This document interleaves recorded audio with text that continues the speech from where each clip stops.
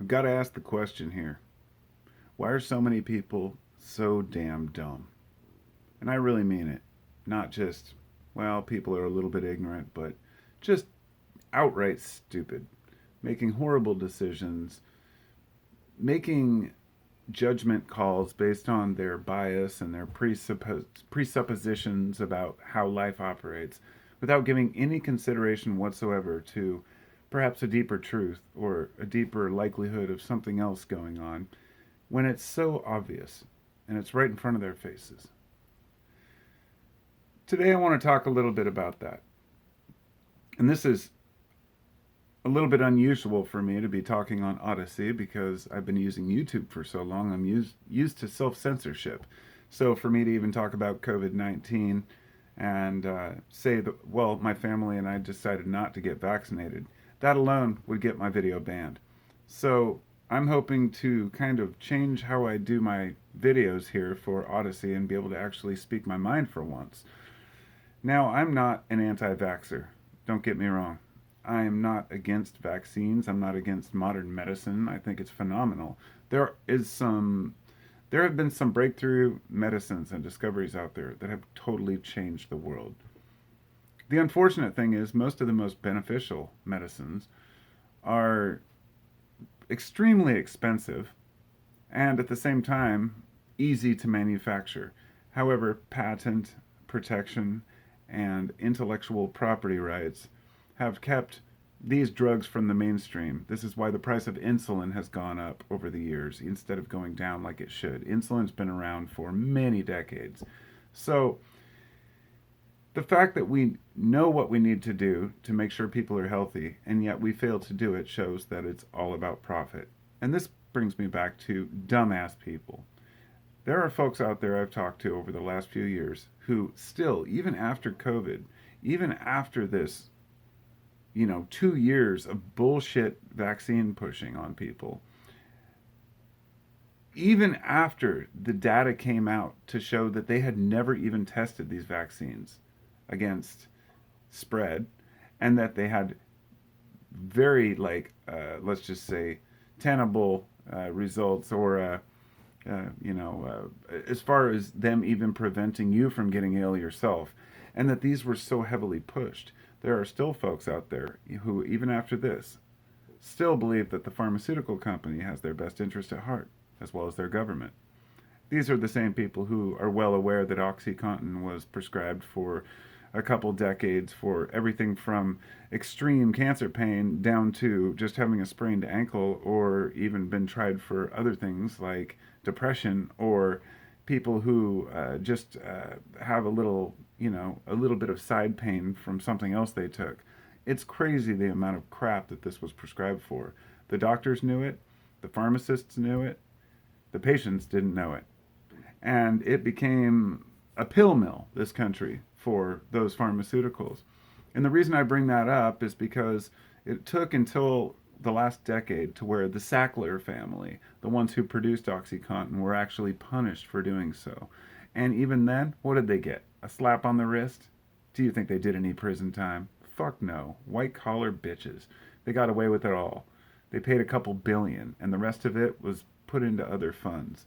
The same way any large corporation wants to make it look like they're not making as much money by doing stock buybacks and paying very little in taxes. And that brings me to, this isn't necessarily just about COVID. This is about the fact that people are willing to buy into any bullshit that they're told to do. And it's really, I thought that the age of the internet might bring a little more intellectual curiosity. And what I found was I was wrong, dead wrong. It had the opposite effect. There's a thing called the paradox of choice.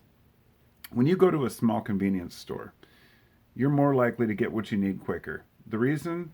Well, you have limited options. You grab a loaf of bread, you grab a candy bar, whatever you're after. If you go to a larger store, you're more likely to spend more time looking because the paradox of choice says that the more choices you have, the harder it is to choose.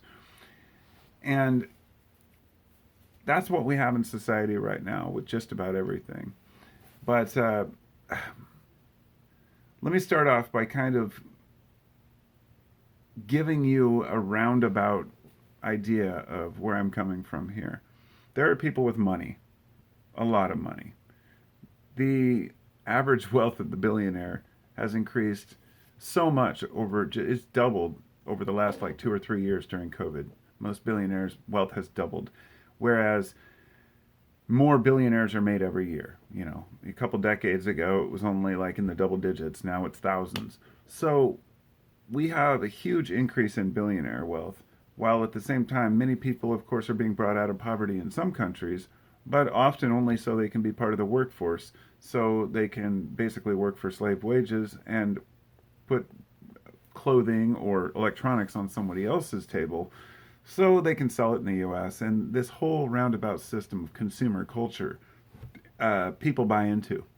People are willing to actually stand in line for an entire day to wait for the new iPhone while they have last year's iPhone literally in their hand the whole time. It blows my mind. People are convinced that somehow it's better to have the newest thing, even when they have a perfectly operational one. And that's just one example of so many. Consumer culture, the fast fashion as they call it, there are some companies that are making up to 500 new items a month. And these are new actually clothing designs. They just flow through it like anything else. It all goes in the garbage, gets sent off to Singapore, somewhere like that, where they deal with the problem. And a lot of these are made out of synthetics, and we're just continuously buying and wasting. And this is what I mean when I say dumbass people. They just buy things without thinking about whether they need them. And this is why I want to make it this clear. I don't blame the consumer for the issues that we have as far as the climate. You know, I'm not a huge climate change guy that says, you know, we need to stop shopping and stop eating meat. No, I blame the companies, the corporations, because they're the ones who are making these goods and trying to outbid each other to make them cheaper and cheaper. It's like feeding an addiction. You can't complain that people are, you know, getting high if you're leaving dope laying all around the place, and they're addicts, because we as humans are addicts for these things. We have a natural appetite to consume. Therefore, when we see things, we want them. We can't help it. You can train your brain not to, but at the same time, you're going to have a certain desire to achieve certain things or get certain things. And for a lot of people, it's out of control. I mean, flexing is one of the most just absurd things to me, people who flex their wealth. And that brings me to the billionaires, the ones who I believe are the real part of the problem. And I'm going to pick three of them. I think the three most prominent billionaires in today's world that could be somewhere on the left, middle, and right, which would be Elon Musk, Jeff Bezos, and Bill Gates. Probably three of the most despised, yet three of the most respected men out there, with all of their billions of dollars. Elon Musk, to me, I guess, would be these days, in a lot of people's eyes, he has kind of right-wing views. And Bill Gates, being the vaccine guy, people would consider him to have the left-wing views. Honestly, don't know Jeff Bezos' views, except for what I just keep picturing him wearing his stupid cowboy hat coming back from space with his space outfit on. These are the rocket men, the guys who want to ride off into space and explore Mars and be famous. There's something about this kind of wealth that makes people just want to be loved, to the point where a guy's willing to buy Twitter for $44 billion. One of the most ludicrous and pointless investments I've ever heard of. Like, with all the things that we could solve in this world, with all the problems that we have. And I'm not saying Elon should spend his money solving the world's problems. But he has made the claim that that's what he wants to do. He wants to help the world to flourish. Borrowing money to buy Twitter and selling your own Tesla stock in order to have enough to buy Twitter, to me, is a huge sign of weakness. This wasn't about free speech, because he's been banning people and actually, you know, suspending accounts that say bad things about him. Apparently, he suspended an account the other day that posted when he went on stage with Chappelle. And I'm not here to tear down Elon. I just think the guy's a complete douchebag. He was brought on stage at Dave Chappelle, and Dave said, I don't know why, He said, "Oh, everybody, let me introduce the most, the richest man in the world," and the audience booed him for like 2 minutes straight. I mean, it was an obvious distaste for wealth. And so there's this image that these people are well liked and they have a huge fan base that is very dedicated. The Elon lovers, the bootlickers, if you will, that these are the people who probably don't even work for the guy and realize he's a complete hard ass.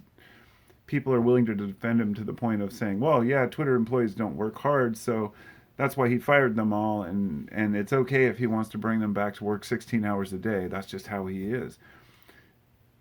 My point here is that Elon's spending so much time focusing on Twitter because he is so much about being liked and talked about. He's tweeting about Twitter. Meanwhile, we've got companies like SpaceX, the Boring Company, and Tesla, which Tesla's stock is. I mean, they've lost like half their value in a year or something. It's crazy, and people still call him this hero. So, why are billionaires heroes? That's what I'm trying to figure out. Why do people believe they're bullshit? So that brings me to Bill Gates. Bill Gates, a guy that 5 years ago, I remember my mom was talking about how much she hated Bill Gates, and I said, I don't like or hate him, but I don't have any reason to hate the guy. I said, she's like, well, he's giving vaccines to these kids, and there's all these problems. Not to get into the details, but the truth is he's going overseas and giving polio vaccines to, inoculate kids who don't have polio vaccines. And to anyone who understands polio, which we haven't had in this country in a long time, it's a horrible disease.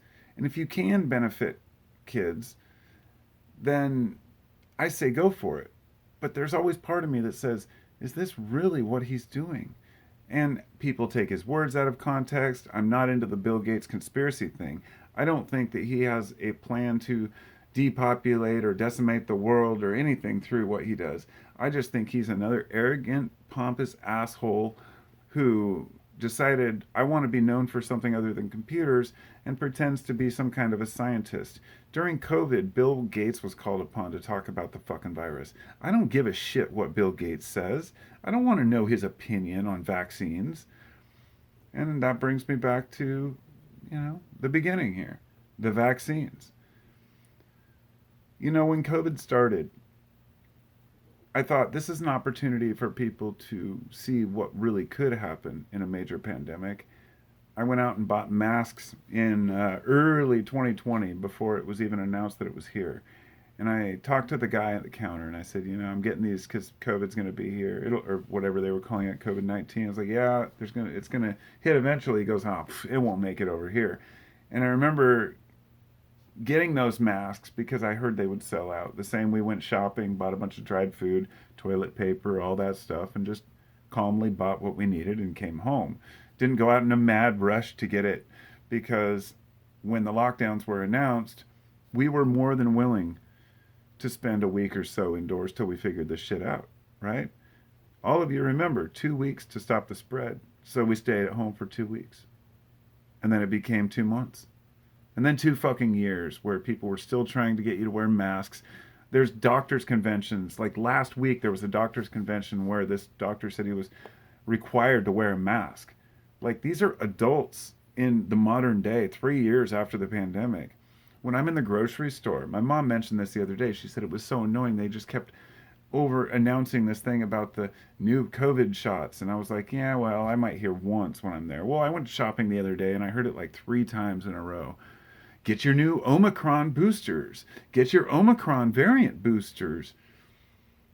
When I first heard about Omicron, I went and I wrote a fucking song about it. It's called the Omicron song. I put it on YouTube and I was like, I said, I hope I get it as a joke. Of course, I knew I would, and I did eventually, and I probably had it twice now.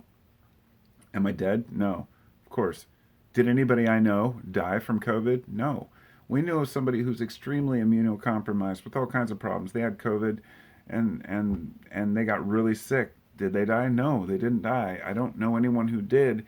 Therefore, the government refused to admit that this was overblown. They also refused to admit that masks were basically useless against the aerosolized version. And I've had this argument with people back and forth. I said, the flu virus or the original COVID strain was not airborne as far as we knew or aerosolized the same way. Therefore, masks could help stop spit. I get this. But at this point, when it became aerosolized, it stopped very little. Do I believe that wearing a mask can still stop you from spitting a little bit? Yes. But do I believe that that warrants forcing people to wear them in schools or at work? No, absolutely not. And I think that forced masking is a travesty. It pissed me off towards the end with when they were forcing our kids to, wear masks, especially even kids who were deaf, who were unable to, who needed to see faces. It was just ludicrous. Everyone probably saw the video of the preschooler where the teacher kept trying to put their mask on and he was just crying and bawling and didn't want to wear it. Just let the kid fucking chill, you know? But when people started saying, well, this is coming down to compliance versus non-compliance, I didn't want to believe it. I knew it was true, though. I could see the way they were handling this, and I said, this is just too much. I said to myself, people won't buy into it. People are going to do what they're going to do. But no, I was wrong. People bought into it. They complied. They wore masks as a badge of honor. It was disgusting. So the point being here, I guess, is that even at the beginning, I was trying to follow protocol because I didn't know how dangerous this was. And as the evidence came out that it wasn't what they said it was, people weren't willing to change with the new discoveries and were just wanting to follow protocol. These vaccines were already in the making. Nobody wanted to lose the money on the potential of billions of dollars. I should say billions of doses, trillions of dollars probably by the end of this thing. And today, the fact that it's still spread, the fact that people are still, I should say, not spread the disease, but this bullshit is still spread through every store speaker, every commercial, and every newscast brought to you by Pfizer. And this isn't something that's just conspiratorial. You can see it. You can go back and watch the videos. There's compilations of all these different videos. This newscast brought to you by Pfizer, brought to you by Pfizer, brought to you by Johnson and Johnson. Yeah, I mean, these people have trillions of dollars probably to blow on advertising, and naturally they're going to get favorable coverage. This is the same reason that why I said back to Bill Gates, he owns a whole bunch of media companies, and he's bought in and sponsors and funds a lot of media companies. Naturally, he's going to get favorable coverage. But so does Jeff Bezos, the Washington Post. I think he owns it, right? Who knows what else he owns? These guys are consolidating everything. Even the grocery stores, like Ford, Albertsons, and Safeway, and Fred Meyer, and somebody else, they're all going to join into one company, right? Everything's going into these hedge funds and these major investments, like Monsanto buying, up all the food, or Bill Gates buying up all the farmland. I mean, I could go on and on and on. But these people, like, it goes back to the 2000s when I was complaining about George Bush buying up all the water rights. I heard that he was buying up all these wells or areas above reservoirs, not just here in the U.S., but in Texas, but down in South America. These people, these tycoons are preparing. And they're doing it by completely fucking over everyone and keeping them distracted. And a lot of folks would say, well, they're trying to kill us off through the vaccines. No, that's not what I believe. I think that the vaccines, honestly, because this is where it gets too much off the rails. When the conspiracy side makes completely ludicrous comments like there's nanobots or something inside the shots, it's nonsense because they're all from different vendors. There's too much confusion. They would have to be stored just properly to know how to, and by now somebody has got a hold of the vial of this stuff and looked at it under a microscope. So we can kind of rule out a lot of the bullshit. But what we can't rule out is the fact that they were made quickly on what they call Operation Warp Speed. They were only intended for the original strain, which we all know factually was gone basically by the time that the vaccines actually came out. We know that the effective rate they said was like 80-90% or something, which was total bullshit. And then we also know later they told us that they maybe didn't stop spread as well, and that maybe they didn't actually stop the virus either. Then we find out that the truth was they actually had never done a study on the vaccines. Pfizer never did a single study to determine whether it would prevent spread to another person. And that right there shows that they were lying. And the whole the whole while Fauci was spouting all this same bullshit, knowing that he was involved in supporting the funding for the type of research that likely released this. Because nobody's talking about the fact that this probably came from the lab in Wuhan. That has been ridiculed and just thrown right out, and nobody wants to talk about it. So I'd love to hear what you all have to say. I'm going to talk about this again, but for now, I'm just going to leave it at that. A lot of bullshit's been spread, and it's taught me how dumb people really are to buy into it all. And the unfortunate side effect of this is that people think that they're doing the right thing. And it's not right to berate each other and call each other idiots. That's not what I'm saying. I'm saying that being dumb is a choice. And in so many different aspects, following billionaires and listening to what big companies have to say about what's right is dumb, and we should all do better. So thanks for watching my basically first Odyssey video. I will have many more to come. Be sure to join me, and I'll talk to you later. Be well.